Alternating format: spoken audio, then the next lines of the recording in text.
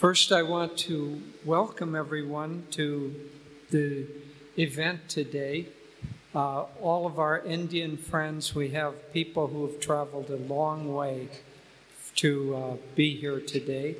I also want to acknowledge and welcome a large group of people from Russia who are on pilgrimage at this time. So it's a very wonderful thing.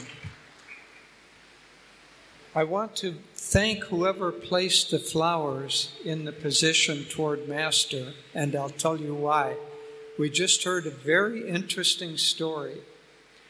There was when Master Paramahansa Yoganandaji was residing at Mount Washington in California, there was a monk who was a gardener, and every morning he picked a beautiful fresh flower, put it in a vase, and then he placed it on Master's desk where Master was working throughout the day.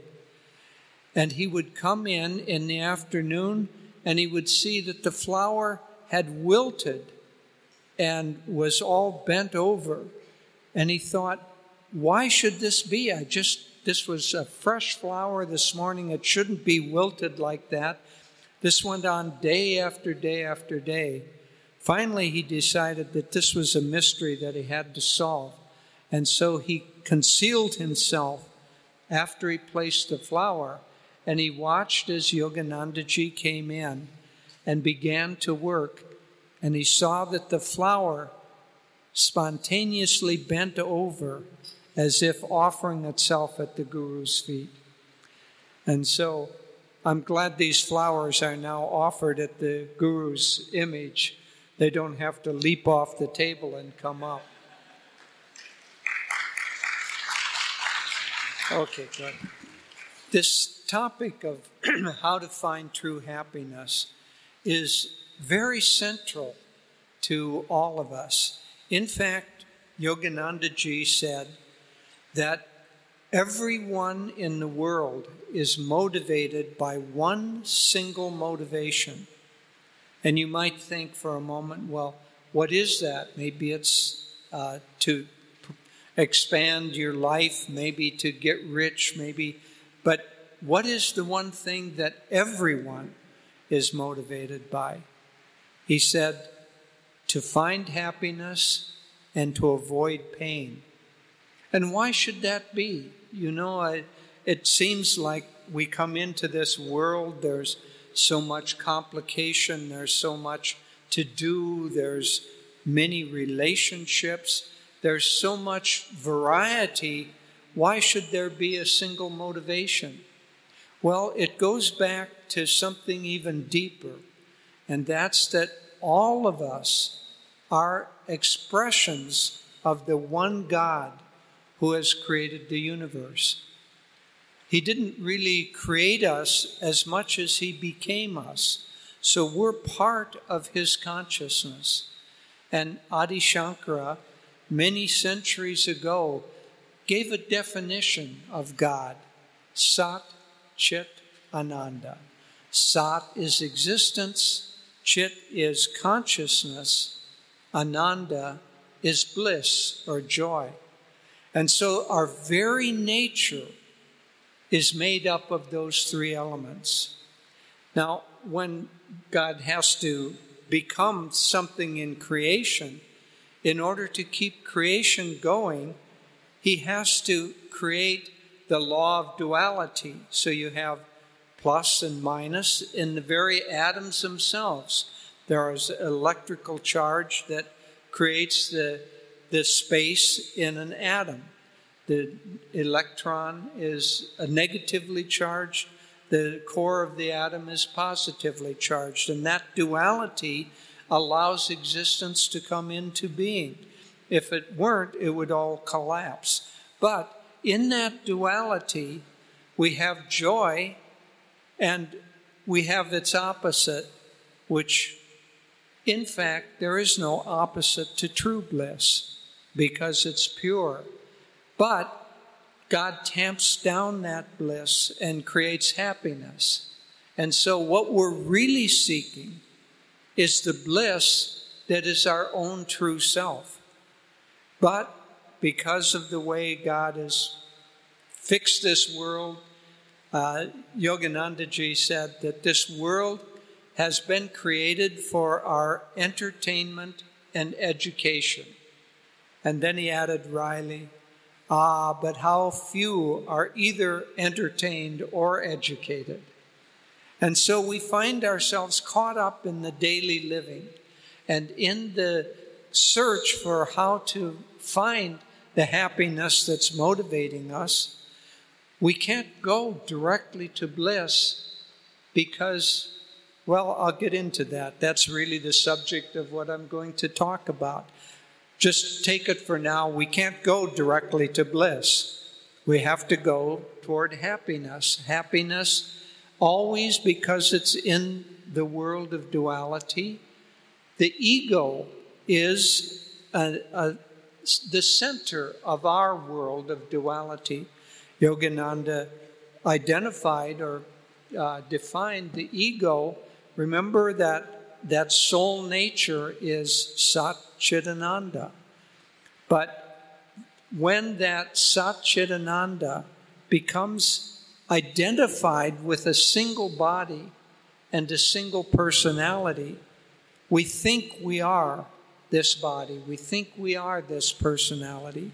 And therein lies the rub. As long as that universal form of which we are made becomes condensed into a little tiny speck in this world of duality, then we become subject to the laws of duality. And the laws of duality pertaining to happiness is that as long as you seek happiness, you are going to have to experience the opposite, which is unhappiness. And so we keep searching and searching for something that will give us happiness. And those who are wise try to find something that will be a little bit more permanent. Many people seek happiness secondarily. They don't really think of seeking happiness. In fact, we made a movie called Finding Happiness. And one of the central points of the movie is don't seek your happiness through secondary objects. So people think, I want to be happy. That's the motivation. They don't think that. It's just part of our nature. We want to be happy. And then they think, how can I be happy? Well, if only I had this house, then I would be happy. If only I had this husband or this wife, then I would be happy.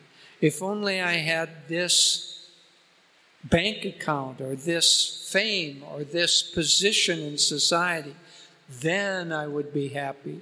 Yogananda said that is the motivation that's used to get a donkey to walk along carrying your load.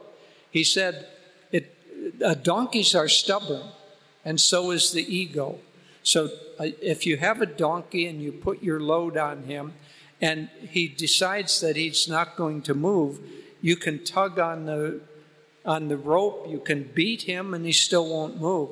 So what Yogananda said is that the wise person takes a stick and ties it to the head of the donkey, and then in front of from the end of that stick, he ties a carrot. And the carrot sees, the donkey sees that carrot, and he thinks, well, I want that carrot. That carrot's going to make me happy. And so he takes a step, and lo and behold, the carrot recedes before him. And he takes another step, and pretty soon he's trotting along quite rapidly, carrying the load. Well, God uses the same play with us, only that he realizes that we won't truly be very motivated by a carrot, so he dangles a position or a car. I had a friend who was a yogi, knew these truths, but nonetheless, he had a great desire to get a Porsche, which is a kind of a sports car. that you can drive very fast. It's a very fast and nimble sports car. And so he worked and he worked. It took him 2 or 3 years to earn the amount of money that he needed to purchase this car. And then he was very happy when he got the car. He drove it home. And because he knew these teachings, he knew that no object is going to keep you happy for very long. He said you know how long that car made me happy? 1 night. That was it. The next morning when I got up, I looked at the car and I thought, what a lot of work it's going to be to pay off the loan for this car. So it is with everything in this world. We seek something that is secondary to happiness. And whatever that is, fill in the blank. Probably, although I know that it wouldn't be accepted, probably we could have had the words to the second song that they sang, Joy in the Heavens. Just print those words and hand them out. And then Devi and I would not need to give a discourse, because the whole teaching is contained in that. But as long as we seek outside of ourselves, we're destined to, first of all, be constantly discontent. Because if we define ourselves as needing something, needing a car, needing a big house, whatever it is, if we define ourselves as needing something, by that very act, we make ourselves discontent. And so one would think that we would get this picture more quickly. But Yogananda also said something. He said that imagine a wave. So happiness is when the wave is at a crest and everything is moving up. Everything is joyful. Everything is just wonderful. But what happens? Inevitably, it reaches the point where that crest crashes back down. And so, seeking happiness outside of ourselves, we seek. We finally attain what we're after. And then after a little bit, it crashes back down. And then, inevitably, we're unhappy. We're unhappy perhaps because we have to pay off a loan, or because we realize that fleeting happiness is impermanent and we're worried about losing it. So you get a new job, a good promotion, and then all of a sudden you're worried about losing that position, losing the benefits that come with it. So contained in that very movement is the crest, and then it goes down to unhappiness, and then the wave motion starts again. But Yogananda said something else, and this is the thing that we should all be a little frightened by. He said that sometimes that motion of the ups and downs begins to calm. You've no doubt seen an ocean that was stormy, and then after the storm, the ocean is calm, and there are very few waves, and the waves don't make much. He said, the trough is unhappiness, the peak is happiness, but in the middle, when the movement begins to quiet down, and this is the thing that should frighten us, he said, we ourselves get bored and we want to whip up the wave motion again. And so, I'm sure that you've experienced, you're seeking something, you get it, finally you kind of crash down from that. The delight of having it has worn off. And you wonder, oh, what's next? Oh, getting kind of boring. Maybe I need, and then you fill in the blank. I need something. And so we keep whipping ourselves up and whipping ourselves up. And this goes on and on and on. And it goes on for many, many, many lifetimes. We're chasing that carrot that's in front of us. Only each lifetime, the carrot gets freshened like that flower in front of Master. And so we get a new body, a new energy with new desires. And it goes on until Yogananda said it achieves an anguishing sense of monotony. How many times will this happen again and again? How many times will I be fooled by thinking, if only I could get this, then I would be happy? There was an incident that happened. Ananda Village in California is a community filled with about as many people as are here, maybe more, and families. And we have there a little market. And one day, Devi was in the market, and she was watching a mother and a young son who was about 6 years old at this time. And the mother was shopping, and the son said, Mommy, can I have an ice cream cone? Can I have an ice cream cone? And the mother said, no, it's near dinner time. I don't want you to have an ice cream cone. It'll ruin your appetite, so no, you can't have it. And the boy just kind of stopped. And he said, Mommy, I don't want to be in this world anymore. And the mother, what was going on in the soul of the boy was the anguishing monotony of wanting something and knowing either you couldn't get it, or if you did get it, it wasn't going to last long. So this was an old soul born to a family of yogis. And he said, Mommy, I don't want to be in this world anymore. Well, the mother naturally said, okay, you can have the ice cream cone. Let's go get it. But the point is that we come to a time in the soul's evolution at which it takes on an anguishing monotony, and we realize that there must be a solution to finding happiness that doesn't just have this repetitive process that goes on and always ends in disappointment.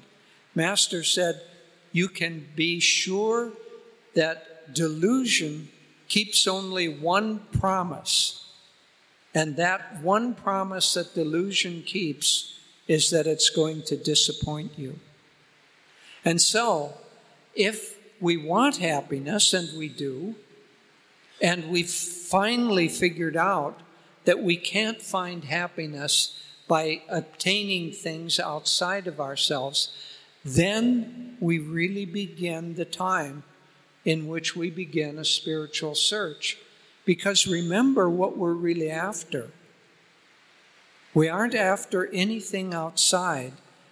We're after the remembrance and the reclaiming of the essence of who we are, that Satchitananda that always resides within. And so the first major step is when we begin to realize that this world does not work, and yet I am still unfulfilled, is we begin to look for somebody or something that can be a guide to us. And first, we may pick up a book.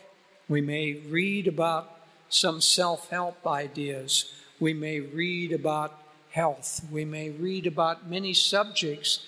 But in doing that, there's a big difference that we've already made, because in those books, we're looking at ways that we can change ourselves, not change the world, not obtain things, but change ourselves. And that is a very, very important step when we realize that only the change of the self, the way our behavior is, that's the only thing that's going to work. And so that motivating force of seeking will draw us first to good books, then to teachers that are wise teachers, and ultimately it will draw us to a guru, because it is the guru who is able to reintroduce us to our true soul nature. Everything else will bring us toward that and will help us move step by step. But we can't, when this inner process of finding happiness, we don't find happiness like an object. It's no longer a carrot in front of our nose that we can obtain. As we begin this inner process, we realize that happiness cannot be obtained by getting something. Happiness is like a seed that has to be grown from that seed into a plant. And so then instead of seekers, we become gardeners. And the master, the guru, is telling us how to grow the inner nature of our own being. And in that growth, in that seeking, a gardener can't just plant the seeds and then go back on a couch and say, I'm going to wait till they grow and become a big tree, and then the fruit will fall on my lap and I'll eat it. Our wonderful renunciates are starting a big organic farm near Chandigarh, and they realize that methodology does not work. It takes a lot of work to grow a beautiful garden. And so the master gardener, the guru, is going to guide us. He's going to tell us, but we ourselves have to enter into a period of self-discipline, of hard work. There's no way around it. You cannot get to the goal of being free from delusion without hard work. And so you have to put in the effort. On this path, that effort is meditation and service primarily. Why meditation and why service? For this reason, remember what we're trying to find is our own self that is free from ego. So here's the real formula. I want you to remember this, please. The less you have of ego, the more you will have of happiness. The less you have of ego, the more you will have of happiness. And there are two ways that are prime above anything else to find that. One is meditation, because as we still our mind, we begin to get in touch intuitively with our soul nature. And in that soul nature, we find everything that we're looking for, because it is really our soul nature that we are looking for. And so if we wanted position, we wanted power, we find in our soul nature that there's power, but not power over things, power over ourselves. If we sought relationships, love, if we sought to have friends and a spouse and a family, what we're really seeking is love in our own self. The very existence of God has different qualities, just as a ray of light has a spectrum of the rainbow colors. God comes into nature with a spectrum of qualities. And so love is part of our own eternal nature. And the love that we seek outwardly through others, in meditation, in the quieting of the mind, in the connecting intuitively with our soul nature and with God, we find we don't need to seek love because we are love. It's part of our very being. And so with wisdom and joy and light and sound, all of creation, we begin to find that what we are seeking is not only within us, but it is us. This is our very nature. We don't have to import it from someone else. So meditation is just the calming of the mind and concentrating. Yogananda Ji defined it. Meditation is deep concentration on God, Satchidananda, or on one of God's qualities, these different aspects. And so when we meditate on that, our egoic separation begins to fall away because we find that this is who we are.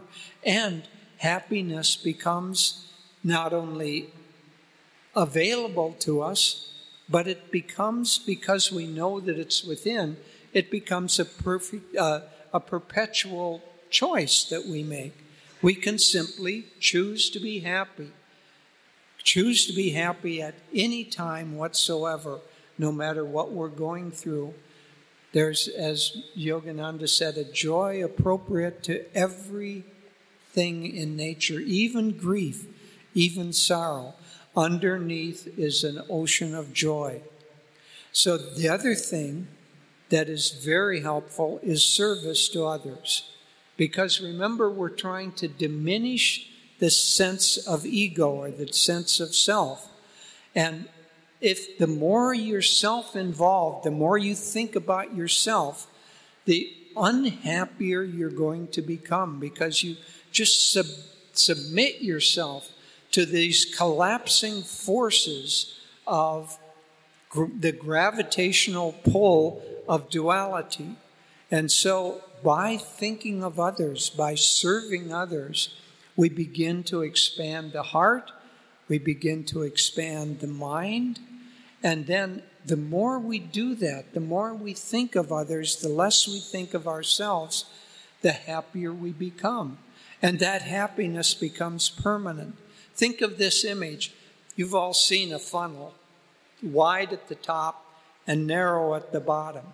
So the ego is narrow, the soul is wide. If we have that funnel balanced on the life at the pointy end, it's very unstable. Any little breeze comes along, blows that over. So this funnel, let's define this funnel for now, as our happiness. So if it's set down at the narrow end, any little breeze comes along and topples it over and we're unhappy. Or a big wind comes and it topples it over. Well, if we make a little progress and we still have the narrow end, but the narrow end is wider, now it is a little bit more stable, but still anybody coming by, brushing it, can knock it over. And Lord knows this life is going to give us hard knocks. And so if your happiness still resides even a little bit outside yourself, it is available to be knocked over.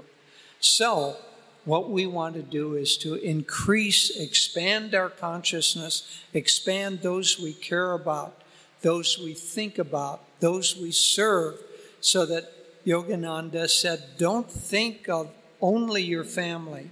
Called that us four and no more. Said this is a social way to samadhi.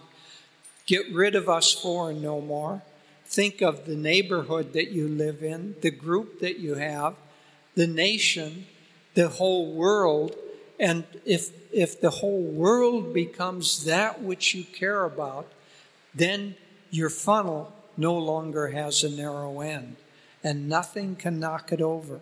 And so these two especially, meditation and service to others, Yogananda Ji defined that as the essence of our path. So if you want to be a master gardener, Yogananda Ji has given us the plot, he's given us the design, but we have to put in the hard work. We have to meditate daily. We have to try to meditate deeply. The more we do that, the more we will find permanent happiness residing in. And because we aren't going to meditate all day long and all night long, we should spend our working hours trying to be of service to others, trying to be a light to the world, trying to the best of our ability to recognize that the one God that resides within us resides in everyone and everything in this world. And when we can truly understand that, we will come back to our own highest self, where permanent bliss resides forever and forever. So, good morning, everyone. It's so wonderful. Jyotish and I have not been able to come to India for 3.5 years, excuse me, due to the pandemic. And we have many dear friends some of whom have traveled to be here today. And we hope we have many new friends who are joining us. And I see some who have come before to our classes. And it's absolutely, we can't tell you how wonderful it is to be back. I'm going to take a risky moment here and lower this. Okay, worked. All right. So, our topic is, if you've been paying attention, is how to achieve true happiness.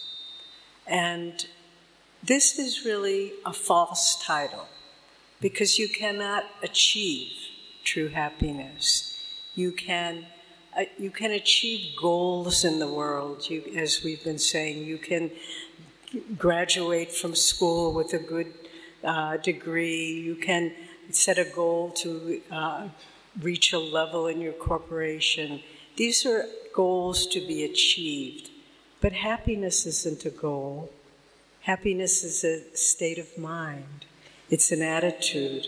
And you can't achieve it in the same way you would do an outward goal. And so let's, rather than say how to achieve true happiness, I'd like to discuss 4 ways of how to choose happiness in your life in such a way that you find true happiness. The first one is to choose to be happy under all circumstances. And you might think, oh, that's for foolish children. But to choose to be happy under all circumstances is the attitude of heroes and people of great strength and courage. We were visiting a few days ago. There's a wonderful project underway here in Gurgaon.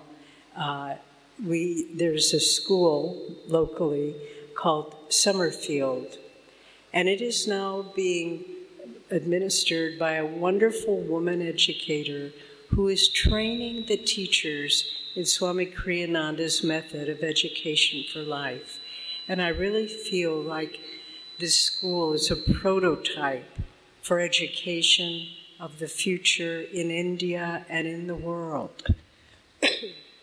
We have such schools in America, in Europe, and now the time, we've tried it before, it wasn't the time yet, but now I think the time has come where education based not on goal-oriented, not on performance, not on test grades, but education based on training values, training people in how to get along with each other, training children in how to be happy.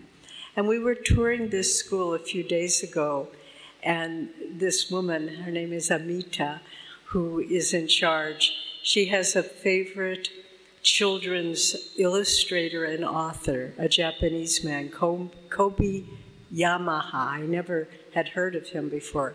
But on the wall was painted this wonderful saying, and it said, "Don't expect life to be easy or better or always making you happy. Learn to be happy now, and you will come to realize whatever the day or the time, it is always that now."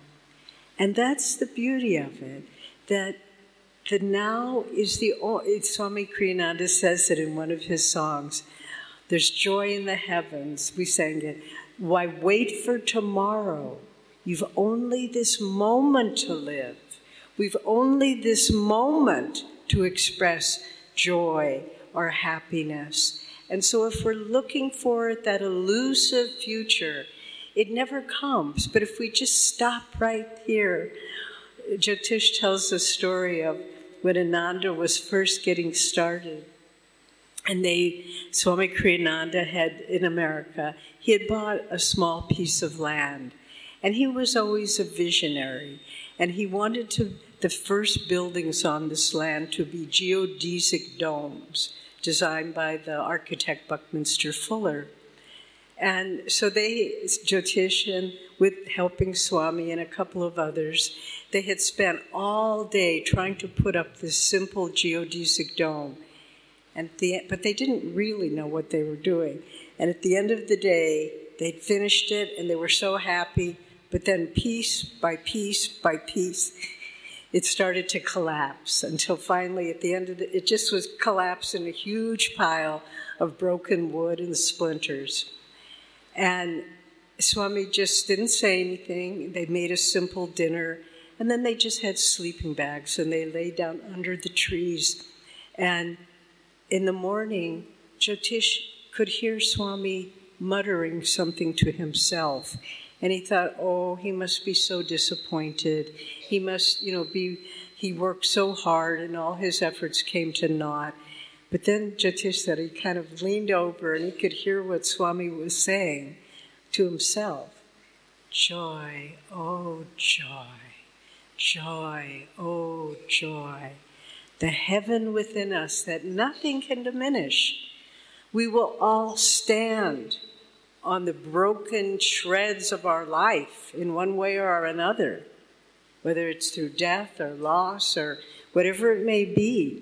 But if in the middle of that we can simply say, oh joy, oh joy. I remember when I had a very dear and beloved mother, and in the last days of her life, she was a very wise and spiritual woman. And we all knew she didn't have many days left. And I was holding her hand and I said, don't be afraid, Mom. And she looked at me very surprised. She didn't practice yoga. She didn't know these teachings. But she said, I'm not afraid. This is my next step. And she said, but I'm going to be looking down on you kids, so you better behave yourselves. So, okay, Mom, okay, we'll be good. But I was 40 years old at the time. But in any case, even in moments like that, you can find the ability to find joy within yourself. So choice number one, no matter what's going on, you find a way to stand firm on your feet and say, I affirm joy. Master said, the yogi should be able to stand unshaken amidst the crash of breaking worlds. We can do this if we choose to do it, if we choose a victim consciousness in life. Oh, poor me, look what they did to me, they didn't think of me. We will never be happy. But if we choose, no matter what, I will find peace of mind, I will find happiness in exactly this moment. You realize at first it takes effort, but then it becomes a way of life. And it doesn't take effort anymore. So that's the first choice. The second choice to find happiness is to choose self-transformation. Each one of us has qualities, past tendencies, samskars, memories, whatever it may be. Oh, hello, Amita. I'm glad you're there. I didn't see you, but I wanted to share that quote anyway. Thank you. We all have these tendencies. I could name mine. I expect you could name yours. And what are these? These are qualifications we place on our own happiness. I will be happy when that person starts acting nicer. I will be happy when I no longer have to work so hard. Whatever it is in your mind, and you need to look at that And you need to rip those things out. We were having a satsang in Panchil Park Ashram the other day, and this lovely image came to mind because I love gardening too, and I love working with plants. And you know when you're weeding a garden, and there's a big weed with deep roots, and you try to pull it out, but if the soil is hard and uncared for, you're not going to get that. You'll get the leaves, but the roots will stay. And the roots will sprout, and you'll get an even bigger weed. And so it's up to each one of us. Be honest. Self-honesty is the first step on the path to God, honestly. And if you're honest and say, this is my problem, and every time that thought starts coming, Master talked about the grooves in the brain. Today we would maybe talk about neurological pathways or the program of the computer, but it's that matrix that clouds our ability to experience the true joy within us. And we need to be vigilant about this and choose to change ourselves. So how do we get those dark, big weeds out? We have to water the soil. Water it with openness to God. Water it with devotion. Water it with the desire to be different than what we are. And water it with the faith that we can change, because we can. One of the great, all of us senior Ananda members who have been part of Ananda for a long time, one of the greatest joys is to look at our brothers and sisters and say how they have changed. It can happen, and it's the most beautiful thing in the world when a soul drops off some chain that's been keeping them bound to unhappiness. But we have to want to change. We have to say, I will work at this. And every time those same, and really for most of us, it's not a lot of things we need to work on. It may be 2 or 3, but they maybe have deep roots.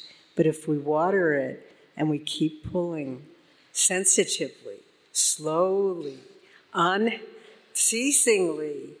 the moment comes, and I think anybody who has done gardening knows, where you feel those roots break and you feel you can pull out that tendency. So we have to choose to change and then work at it, and choose to change those things that keep us bound in a sense of frustration and perpetually looking for something that we can never achieve. So the third choice we have, and Jyotish spoke about this too, is to choose others' happiness over your own.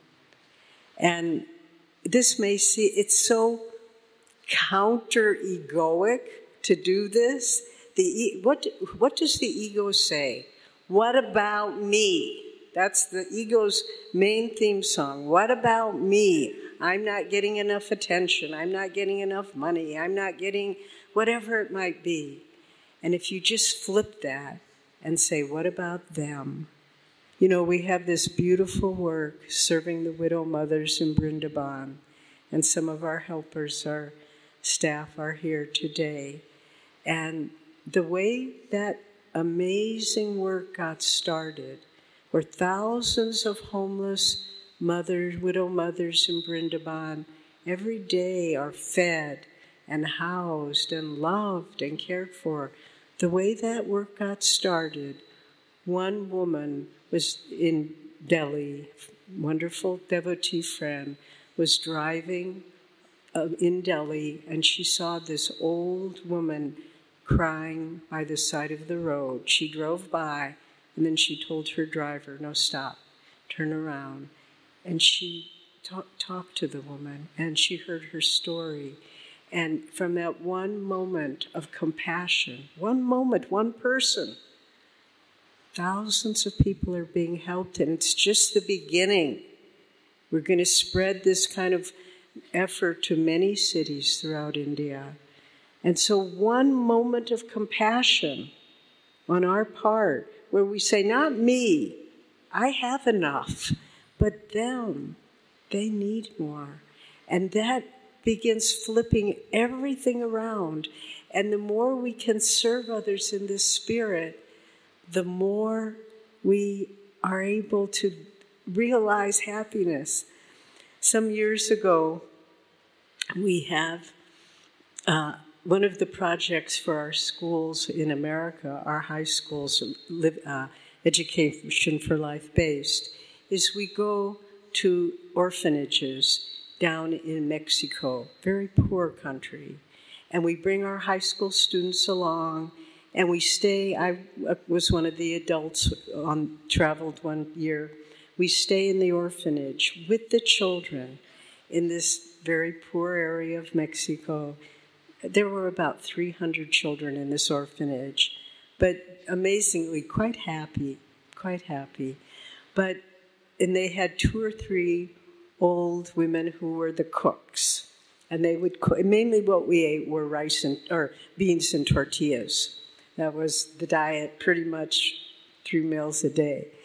And one day, 2 of my American friends said, well, we want to go pray in the nearby church. And I said, okay, I'll stay and help prepare the dinner. And the little lady who was the head cook, she didn't speak any English, only Spanish. But she pointed me to this little room. It was about as big as, it was like a 5-foot square. That was the room. And in the room was a huge pot like that of beans that were cooking, and they were on a burner. And there was no light in the room, no windows in the room. There was one little light bulb hanging down. And so I was stirring, and you had to keep stirring or else it would burn. So I was stirring and stirring and stirring. And at a certain point, my back was getting a little sore, so I put my hand down. There was a little counter behind me, and I felt something running up my arm. And it was cockroaches. All around me, there were cockroaches. And then I kept stirring, and tears of joy started pouring down my face, because I felt so free. I thought, this has nothing to do with me. It's just about serving other people. And I was so grateful to stand there in that hot room with the cockroaches and the one light bulb and the big pot of beans. And it was just the losing yourself in the thought of serving others. And this is a choice we can make. And it's one of the big steps in finding lasting happiness. And then finally, we need to choose to experience God's joy within us. Someone asked us recently, what's the difference between happiness and joy and bliss? And we said, well, there's not a difference, it's a spectrum. Happiness is that which is still affected by the duality of the world. Joy is the next step, when we choose always to express that and under all circumstances. But then finally, there's the bliss of God. And you may think, oh, well, that's kind of far away for me. But friends, it isn't. It's inside of you. All you need is to still the mind, still the heart, stop reacting, stop expecting, serve others, choose to change, all of these things we've been talking about. And Master concludes his magnificent poem, Samadhi, with the words, "From joy I came, for joy I live, in sacred joy I melt. 4 veils of solid, liquid, vapor, light, lift aright. Myself in everything enters the great myself. Gone forever, fitful flickering shadows of mortal memory. Spotless is my mental sky, below, ahead, and high above. Eternity and I, one united ray, a tiny bubble of laughter. I am become the sea of mirth itself. So this is a choice we have. We can do this. Master has come to show us the way, to give us these teachings, but as much as anything, to give us his grace, to break through the fitful, flickering shadows of mortal memory and to find the sea of bliss itself. God bless you.